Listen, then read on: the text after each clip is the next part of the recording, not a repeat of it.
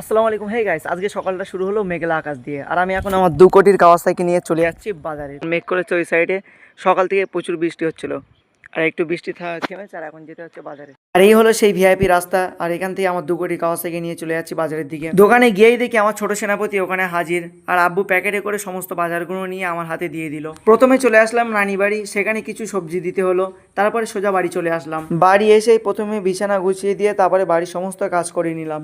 এরপরে আমার হিরোটাকে বার করে নিলাম আর চলে গেলাম সোজা পেট্রোল পাম্প। বাইকের পেট ভরানো হয়ে গেলে সোজা চলে আসলাম ডাক্তারের কাছে, কারণ একটা মামা ডাক্তারের কাছে এসছে, তাই ওখান থেকে বাড়ি এসে আবার কাওয়াসাকিটাকে নিয়ে বার হয়ে গেলাম আরেকটা বাড়ি কিছু সবজি দিয়ে আসার জন্য। সবজি দিয়ে বাড়ি এসে রেডি হয়ে গেলাম জোরে নামাজ পড়ার জন্য, এবং মসজিদে গিয়ে নামাজ আদায় করলাম। নামাজ কমপ্লিট করে মসজিদ থেকে বাইরে এসে দেখি আবার পানি পড়া শুরু হয়ে গেছে। বাড়ি আসতেই দেখি এই পানিতে আমাদের গ্রামের ছেলেরা মাঠে বল খেলা শুরু করে দিয়েছে। তারপরে দুপুরে খাওয়া দাওয়া কমপ্লিট করে ঘুমানোর জন্য শুয়েছিলাম, কিন্তু ঘুম আসে এবং বাইরের দিকে তাকিয়ে দেখি আরো জোরে পানি আসছে।